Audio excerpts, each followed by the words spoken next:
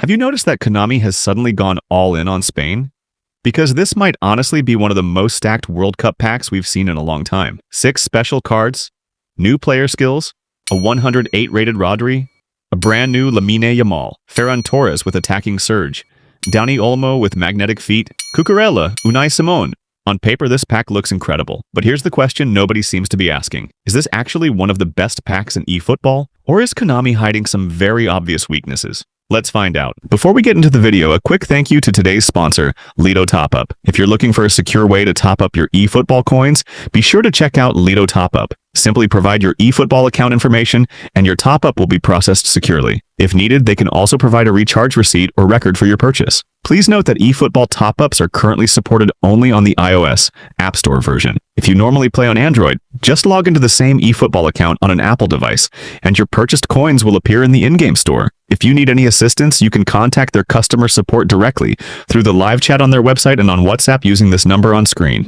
Check out LedoTopup using the link in the description below, and thanks again to LedoTopup for sponsoring today's video. Let's start with the biggest name in this pack, 108 Rodri. I'll be honest, this card is almost exactly what I expected from Konami. Defensively, he's good. 99 defensive awareness, 99 defensive engagement, 97 tackling, and 96 aggression. Immediately put him among the absolute elite defensive midfielders in the game. Add long-reach tackle, and winning the ball becomes effortless. Then Konami gave him phenomenal pass, and honestly, that's a perfect fit. If you watched Rodri in real life, especially during this World Cup, everything went through him. He controlled the tempo, switched play effortlessly, and always made the correct decision under pressure. So giving him elite passing with 96 low pass and 94 lofted pass alongside phenomenal pass feels incredibly accurate. The only thing I slightly disagree with is the playstyle. Konami made him an orchestrator, and while that definitely works, I honestly think an anchorman would have represented Rodri's defensive discipline even better. He spends so much time protecting the backline that an anchorman version would probably feel even stronger defensively. Now, compared to cards like Epic Vieira, Rijkaard, or Makelele, Rodri isn't as aggressive physically as Vieira. He doesn't have the ridiculous reach of Rijkaard, but when it comes to controlling possession while defending at an elite level, Rodri genuinely belongs in that conversation. His biggest weakness is obvious though, 86 speed, 80 acceleration. Those numbers aren't bad, but compared to newer meta defensive midfielders, they definitely feel slower. Against players like Mbappe, David Villa, or Michael Owen, don't expect Rodri to win pure foot races. His 71 balance is another small concern. If an agile dribbler isolates him one-on-one, he won't turn nearly as smoothly as someone like David's. Overall, this is definitely one of the best orchestrators Konami has ever released, but is he the best DMF in the game? Probably not. Is he comfortably top tier? Absolutely. Next, let's talk about the player everybody has been waiting for, Lamine Yamal. This card looks honestly terrifying. 98 dribbling, 98 tight possession, 97 ball control, 96 acceleration, 95 balance. Then Konami gives him both momentum dribbling and acceleration burst. That's basically telling defenders, good luck. This card is built entirely around beating players one-on-one. Every touch is going to feel incredibly responsive. Every change of direction will be instant. And because of acceleration burst, once he gets past the first defender, catching him becomes extremely difficult. The crazy part is, these stats actually match real life. Watching Yamal for Spain in this World Cup has been unbelievable. He's fearless. He constantly attacks defenders. He changes direction effortlessly. He's explosive over short distances. So giving him momentum, dribbling, and acceleration burst honestly feels like one of Konami's most accurate skill combinations in recent months. But I don't think this card is perfect. The biggest weakness is actually his finishing. 86 finishing. For a winger, that's acceptable. But when you compare him to elite cards like Showtime Salah, Big-Time Messi, or Blitz Curler Dembele, those players simply offer much more consistent end product. His 87 curl also feels slightly disappointing. Honestly, I expected something closer to 90 considering how dangerous his left foot has already become. His 76 physical contact means aggressive fullbacks like Thuram, Maldini, or Desailly can still bully him if you hold the ball too long. Another thing, his passing is good, not elite. 85 low pass and 84 lofted pass mean he's more of a pure dribbler than a creative playmaker. Compared to Neymar, Yamal is faster. Compared to Messi, he's more explosive. Compared to Dembele, his dribbling feels cleaner.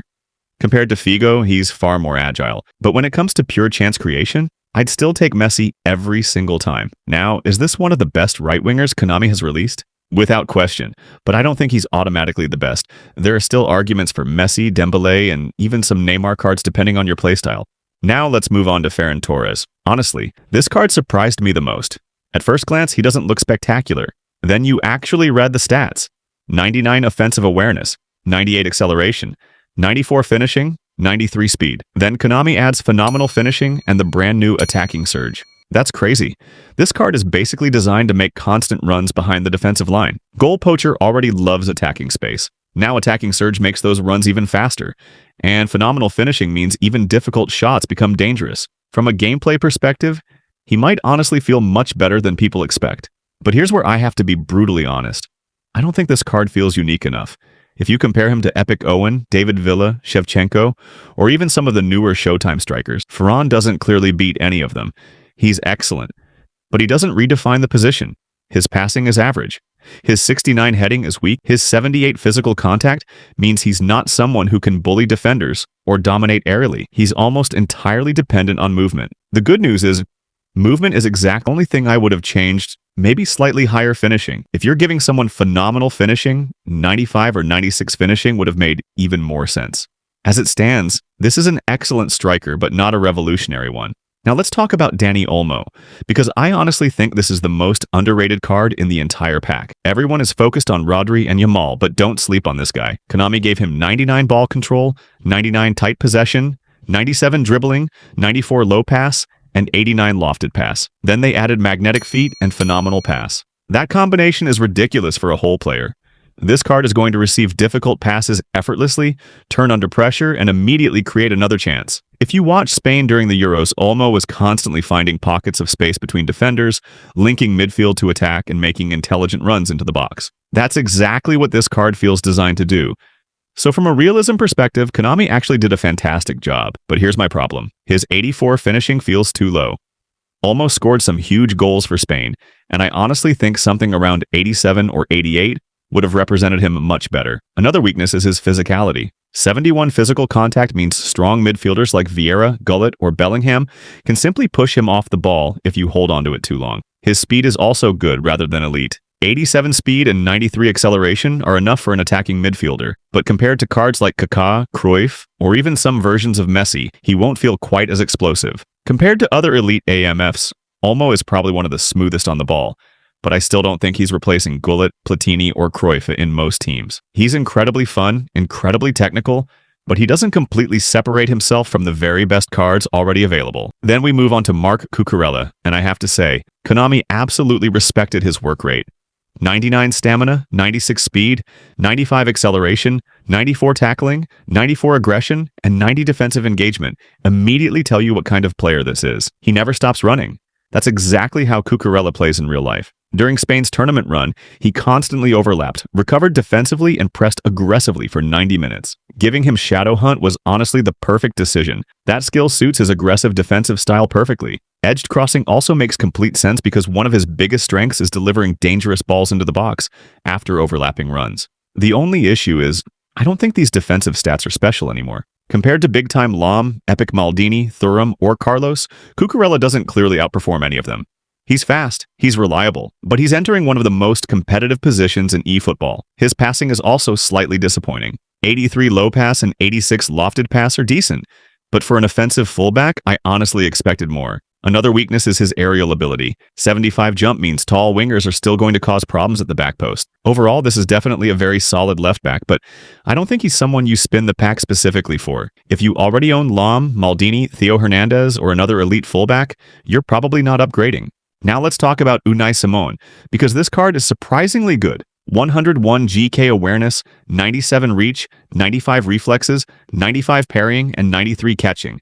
Immediately place him among the better offensive goalkeepers in the game. Then Konami gave him GK Spirit Roar and Attack Trigger, making him much more aggressive outside his box. That actually reflects his real-life style really well, because Unai Simón has always been comfortable sweeping behind Spain's defense and helping build attacks. So, gameplay-wise, Konami absolutely understood his identity. But here's where I have to be brutally honest. Goalkeeper is probably the hardest position to justify spending coins on because we already have so many elite options. Dida, Tech, Schmeichel, Buffon, Casillas.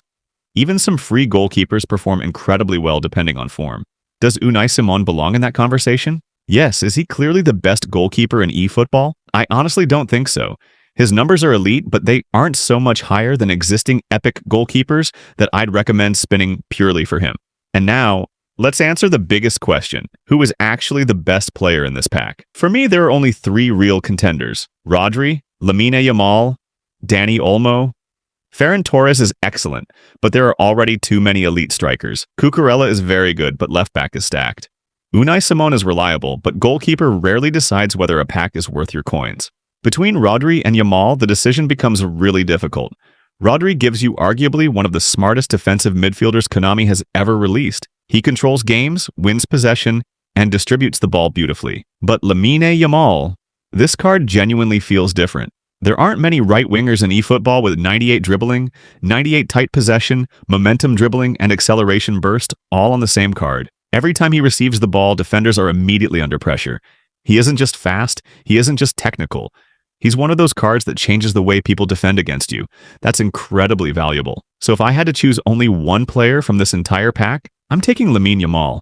I genuinely think he'll have the biggest impact on gameplay for most players. Overall, this is one of Konami's strongest themed packs in recent months. Rodri is elite. Yamal is spectacular. Dani Olmo is underrated. Ferran Torres is better than many people expect. Cucurella is reliable. Unai Simón is a quality goalkeeper. But here's my final verdict.